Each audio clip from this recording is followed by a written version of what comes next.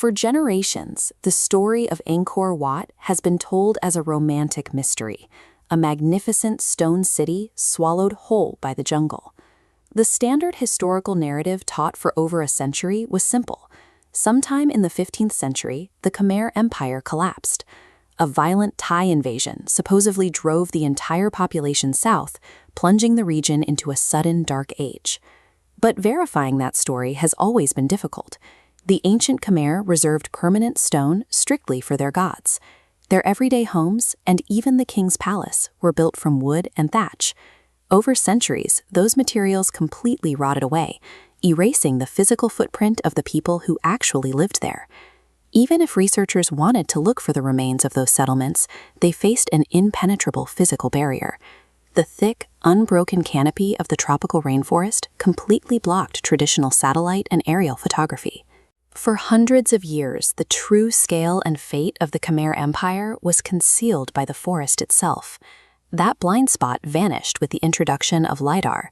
LiDAR, or light detection and ranging, is a remote sensing technology that uses pulsed lasers to accurately map the surface of the Earth.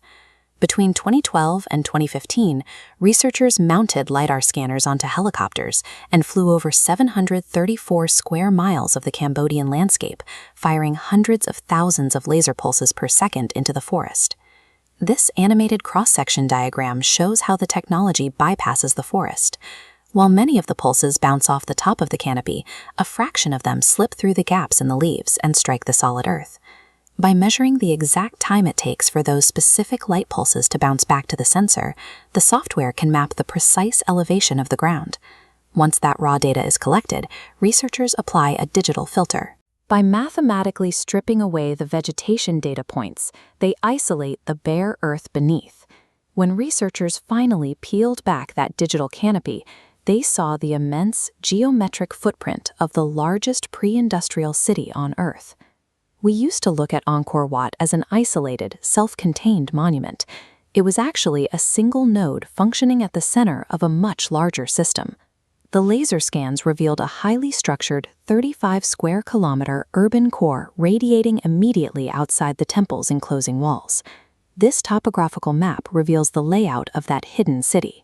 You can clearly see a strict orthogonal grid of city blocks, foundations for previously undocumented temples, and a complex network of raised highways connecting them all. Embedded within those precise city blocks are thousands of uniform square depressions.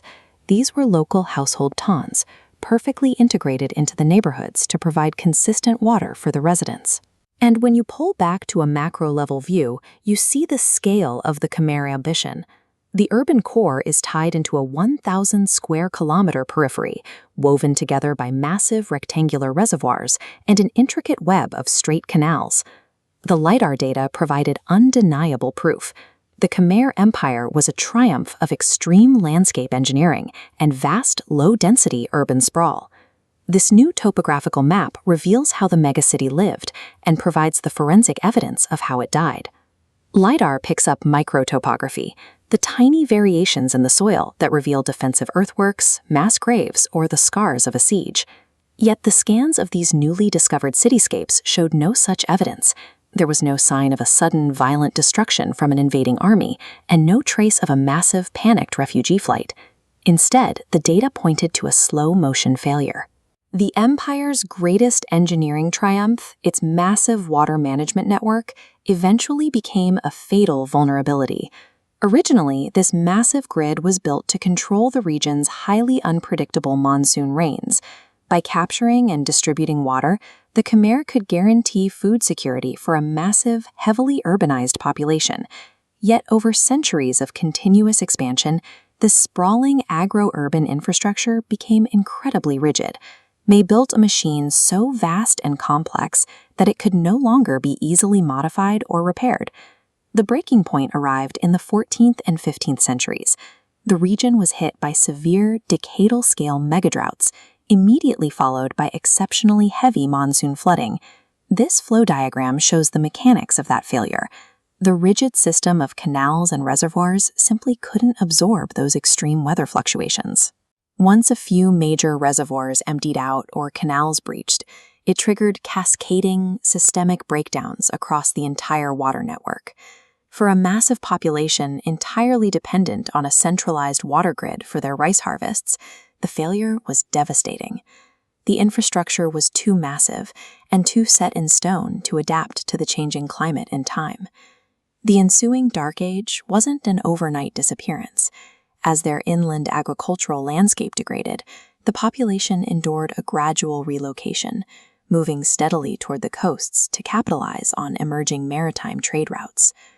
When we look at the immense, rigid supply chains and utility grids locking in our modern megacities today, the parallels are hard to ignore. Angkor Wat serves as a haunting cautionary tale. It proves that massive urban sprawl, combined with climate variation and over-engineered infrastructure, can quietly suffocate the greatest empires on Earth.